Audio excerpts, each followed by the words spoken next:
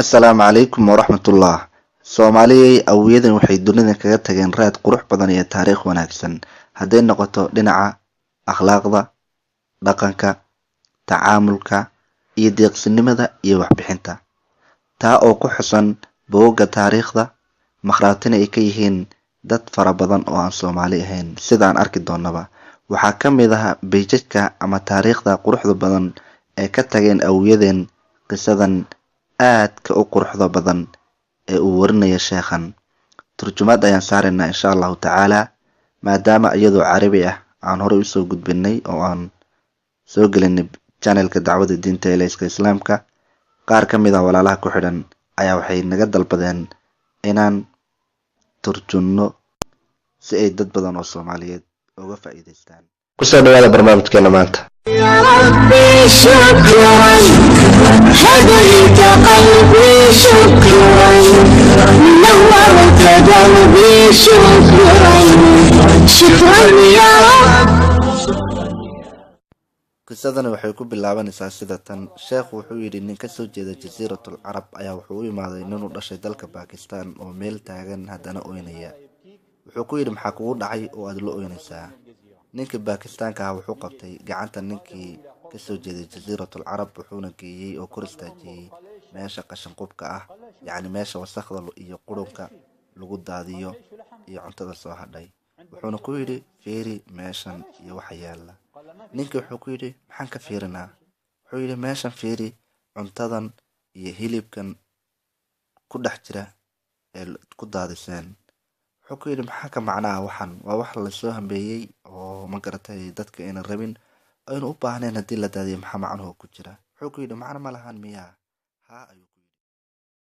ninkii Baakistaaniga wuxuu aad oola yaabay israafka ay nimankani sameynayaan iyo sida nimcadu alla siiyey ayna ugu shukrinaynin ee ugu tagrifalayaan. waxay daadanayaan oy qashanka ku darayaan hilib iyo cunto nooc walibaba leh ayadii oo sideedii ah. meesha dad kale oo muslimiin ah ay gaajo, silac iyo rafaad ay la seexan laayihiin ee dhibaato haysato ayna danna iskuga dhigaynin. wuxuu ku yidhi sidan ayaad hadda u dhaqmaysaan oo aad samaynaysaan, waxaadna iloodeen taariikhdii aad horey usoo marteen.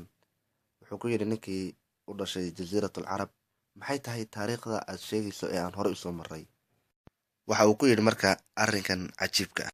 قال له أنتم أهل الجزيرة كنتم تأخذون الزكاة من الصومال.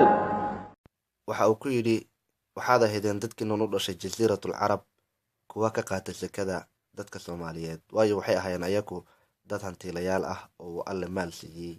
idinkana waxaad ahaydeen markaa kuwa baahan. waxay samayn jireen sekada xoolahooda ka gooda ay ururin jireen oo idiin soo diri jireen.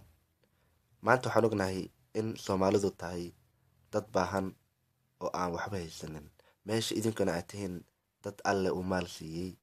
waxaa laga hayaa culummada Soomaaliyeed fatwo ama qaraar diini ah oo odhanaya waxa uu imaaday culummada Soomaaliyeed nin ka mid ah dadka Soomaaliyeed wuxuuna ku yidhi culumoy walaalaheena u dhashay jasiiratul carab masaakiintoodu iyo fuqaradoodu waa ay baahan yihiin, ma noo bannaan tahay in aanu siino oo aan u diro sekada xoolaha naga ka go-aysa?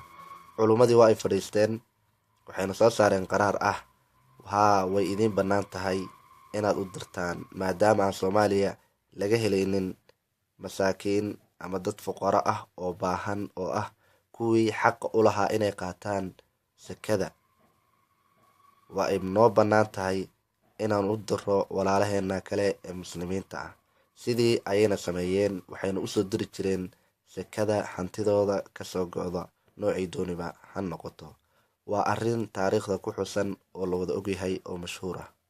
أهل الصومال وجد عن علمائهم فتوى من أحد المواطنين الصوماليين يقول يا أيها المشايخ إن إخواننا المسلمين في الجزيرة محتاجون فقراء ومساكين، فهل يجوز أن نخرج زكاتنا في إخواننا في الحجاز؟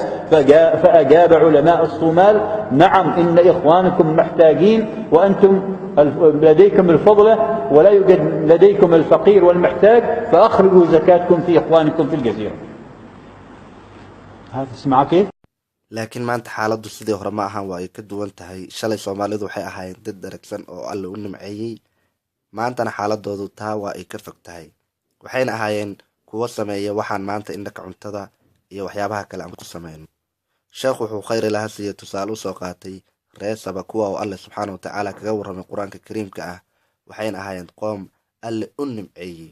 heer waxay gaadheen reer saba ay ka faantamaan midhaha dhulka ku dhacay inay qaataan, laakiin nimcadii alle siiyey waa ay ku kufriyeen oo mayna ku shukrinin. ka dambana ilaahay subxaana watacaala wuxuu ugu bedelay ciqaab, gaajo iyo rafaad oo idil. gunti iyo gunaanadkii taasi waxay ahayd soomaaliyay waxay sameeyeen awiyadeen. heer waxaan gaadhnay dadkaasi aan innaga wax u diro oo inoo baahdaan oo hoosteenna joogeen oy ahaayeen masaakiin iyo fuqaro aan wax ku sadaqaysano. laakiin maanta innaka ayaa ka hooseyna. waxaa kale oo aan aragnaa in qaar badan oo ayaga ka mid ah ay maanta cadow inay nugu yihiin u muuqdaan amaba nugu yihiin ooy boqnahana jarayaan. laakiin ma aha waxaasi waxay cid kale noo geysatay, waa waxaan innaka isku geysanay.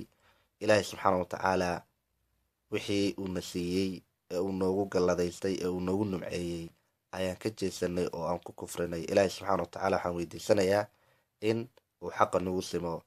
la sii wadaag walaalaha kale khayrka jecel.